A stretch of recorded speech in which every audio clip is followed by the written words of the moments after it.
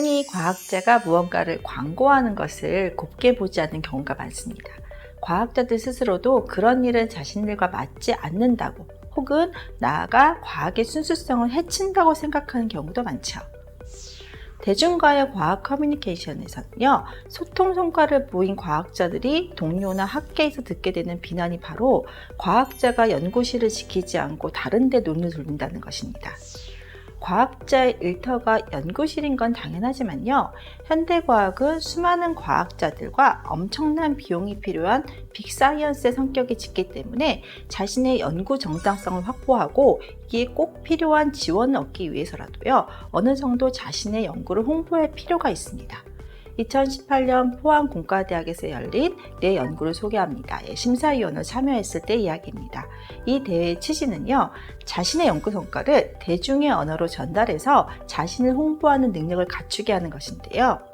이 대회의 수상자는 한 대학원생으로 DNA 복제 과정에서 일어나는 문제를 대중의 언어로 표현하면서도 연구의 핵심을 놓치지 않고 제시해서 3명의 심사위원의 만장일치로 1등을 차지했습니다. 이 수상자는 과연 전문적인 연구 성과를 어떻게 대중의 언어로 바꾸었을까요? 이 수상자는 적절한 비유와 예시를 들어서 자신의 연구 분야가 무엇인지 아주 이해하기 쉽게 설명해주고 있는데요. 나아가 세포내 복제 과정 설명과 연계하여서 그 연구의 필요성에 대해서도 자연스럽게 홍보하고 있음을 확인할 수 있습니다. 그렇다면 이러한 기본 요소를 두루 갖춘 훌륭한 홍보 자료는 어떻게 만들 수 있을까요? 지금부터 그 방법에 대해 알아보도록 하겠습니다. 홍보 자료를 만들기 위해서는 기본적으로 언어를 선택하고 구조를 잡아야 하는데요. 이것은 2가지 법칙으로 나누어 자세히 살펴보겠습니다. 제1법칙은요, 자신이 어느 분야의 언어를 구사하고 있는지를 파악해야 한다는 것인데요. 언어는 의사소통에 있어서 가장 기본적인 도구죠. 의사소통은 영어로 커뮤니케이션이라고 표현하는데요. 이 단어의 어원은 라틴어의 나누다라는 단어에서 유래합니다. 따라서 커뮤니케이션이란 자신이 가진 무형의 생각을 상대와 나누는 행위입니다. 나누는 것은요, 내가 가진 것을 상대와 공유하는 것인데요. 즉, 모든 커뮤니케이션에 있어서는요, 상대와의 공유, 즉 이해가 가장 중요한 요소가 되며, 특히 자신을 알릴 때는 상대에게 내가 이야기하는 바를 확실히 이해시키는 것이 매우 중요합니다. 그렇기 때문에 본인이 사용하는 언어가 누구에게나 통용되는 언어인지를 꼭 살펴봐야 합니다. 과학 저널리즘을 연구하는 학자들 사이의 조사에 따르면요, 현대 과학이 대중들과 괴리되는 가장 큰 이유 중에 하나가 언어라고 합니다. 1920년대까지는요, 일상생활에서 쓰이는 단어들이 논문에도 그대로 사용되어서 일반 시민이더라도 어느 정도 지식만 있다면 과학 논문을 읽는데 큰 어려움이 없었습니다. 그러나 현대 논문에 사용되는 단어들은 보통 사람들이 보기에는 외계어에 가까울 정도로 난해하죠. 이러한 언어의 괴리는 과학자와 대중 사이에 두터운 장벽을 만들었는데요. 따라서 홍보용으로 무언가 쓰게 될 때는요, 자신이 사용하는 언어가 다른 보통의 일반 시민들도 같은 의미로 사용하고 있는지를 반드시 확인해야 합니다. 제2법칙은요, 타임테이블과 퍼즐 맞추기입니다. 자신이 관여하는 연구 분야를 홍보할 때 하나의 연구 실적이나 논문을 제시하는 것보다는 좀 더 스케일이 큰 경우가 많은데요. 더 오랜 시간을 투자하는 장기 프로젝트의 한 부분이거나 또는 필요에 의해 그 분야의 다른 사람들과 협력하는 경우들을 말합니다. 이때 자신의 연구와 관련 분야의 역사, 그리고 현재 협력하는 이들이 각자 무슨 일을 하고 있는지를 알린다면요, 독자가 더 잘 이해할 수가 있겠죠. 즉, 전체 순서도와 현재 조직도를 그리는 것은요, 나무를 가까이서 보는 게 아니라 공중에서 숲 전체를 조망하는 것과 같이 독자들도 해당 분야의 구조를 파악하고 의미를 찾기가 훨씬 쉬워진다는 것입니다. 기본적인 홍보 자료를 만들었다면 이 자료를 좀 더 돋보이게 만들 방법은 없을까요?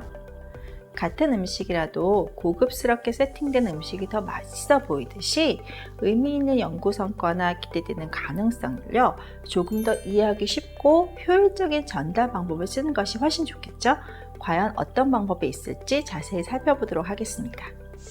먼저 프레이밍 효과를 고려해 보는 방법을 알아보겠는데요. 프레이밍 효과는 캐나다 사회학자 어빈 고프만에 의해 제시된 것으로 사진 촬영 시에 사람들에게 보여주고 싶은 것만 이 프레임 안에 넣고 찍는 그 기술에서 유래한 말입니다. 글을 쓸 때 이 효과를 적용하면요, 독자들이 원하는 방법으로 글을 구조화시키기 때문에 훨씬 더 쉽게 받아들일 수 있는데요. 즉, 긍정적이고 믿음을 주는 언어를 통해서 자신의 연구가 훨씬 더 가치 있다는 프레임을 적용시켜야 독자들 역시 이 연구를 더 긍정적으로 받아들일 가능성이 높다는 것입니다. 뭐뭐 할지도 모른다 라는 의미보다는요, 뭐뭐 할 가능성이 높다가 더 긍정적이고요.